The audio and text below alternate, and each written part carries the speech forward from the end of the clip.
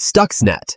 This wasn't just another virus floating around the internet, it was a precision-guided missile written in code. Stuxnet secretly slipped into Iran's Natanz nuclear facility, not through the internet, but likely through an infected USB drive carried by an unsuspecting worker. Once inside, it targeted the Siemens industrial control systems that operated uranium centrifuges. And here's the genius part. It didn't just crash the machines, it manipulated them in a way operators couldn't see. The centrifuges would speed up, slow down, spin erratically, until the delicate equipment literally tore itself apart. Meanwhile, the monitoring software fed back perfectly normal readings, so engineers thought everything was fine. By the time Iran realized what had happened, roughly 1,000 centrifuges had been destroyed. For the first time in history, malware had crossed into the physical world and caused real-world damage to critical infrastructure. It was like discovering your thermostat could secretly explode your boiler while still showing the right temperature on the screen. Stuxnet marked the beginning of cyber operations not just as espionage, but as an actual weapon of war, proof that code could take down machines in the same way bombs could.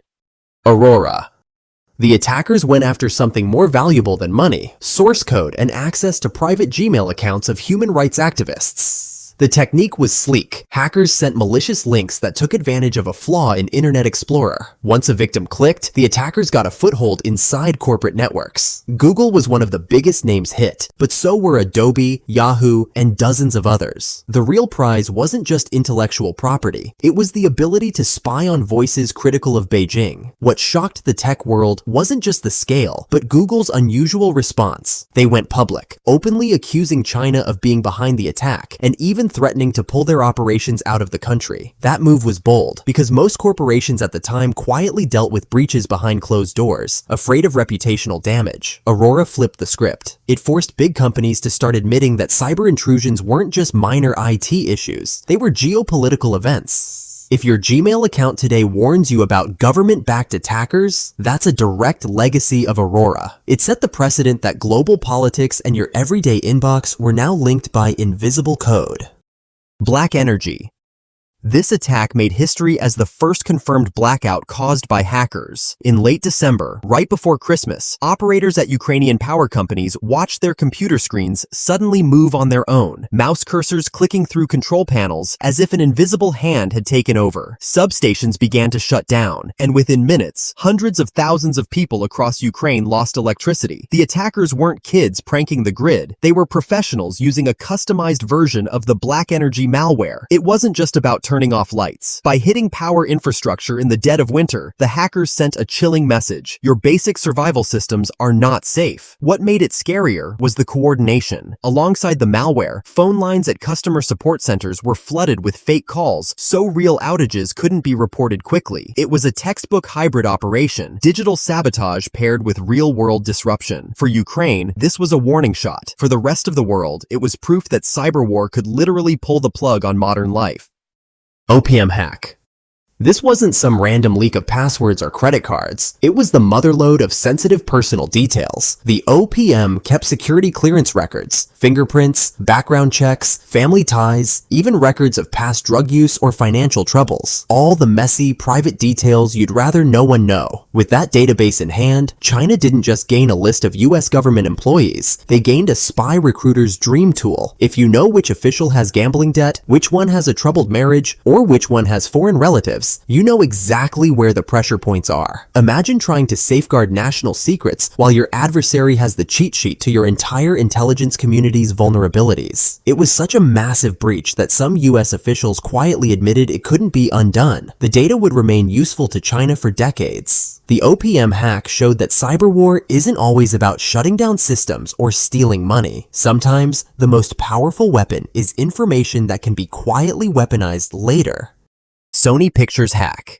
It started with a chilling image on every employee's screen, a grinning red skeleton and the words "hacked by #GOP. Within days, private emails, unreleased films, and salary records flooded the internet. Executives were exposed gossiping about celebrities. Sensitive employee medical records became public. But the real reason behind the attack was geopolitical. Sony had produced The Interview, a comedy where actors plot to assassinate Kim Jong-un. North Korea demanded the film be pulled, and when Sony refused, hackers hackers unleashed chaos. The breach wasn't just embarrassing, it paralyzed Sony's internal systems, shutting down email, locking workstations, and forcing staff to use pen and paper to communicate. The FBI later pinned the attack on Pyongyang, making it one of the first times a state used hacking to censor free speech beyond its own borders. For Hollywood, it was a nightmare. For the world, it was a reminder that even a comedy movie could trigger an international cyber war.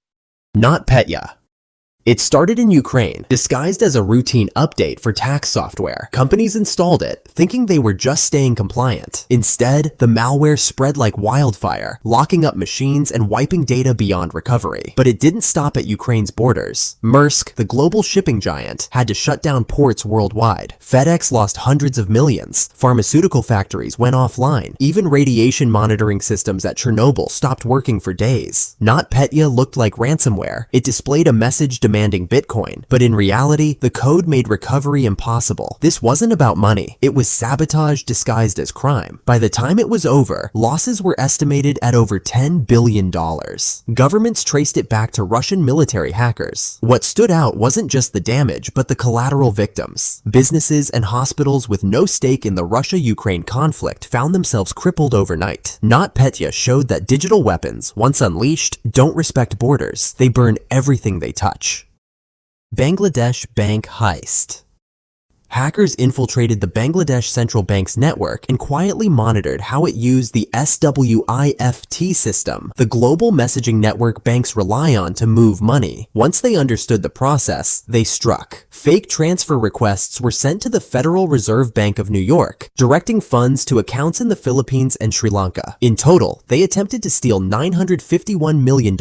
A typo, writing Shalika Foundation instead of Shalika Foundation, caused one transaction to be flagged, halting the full heist. Even so, they escaped with $81 million, much of it laundered through Manila casinos. The case exposed just how fragile global finance could be. Here was a central bank, supposedly one of the most secure institutions in the world, breached through little more than phishing and poor network defenses. Investigators traced the attack back to North Korea's Lazarus Group, the same hackers later tied to WannaCry and cryptocurrency thefts. Instead of missiles, Pyongyang was funding its regime through bank robberies carried out with keyboards.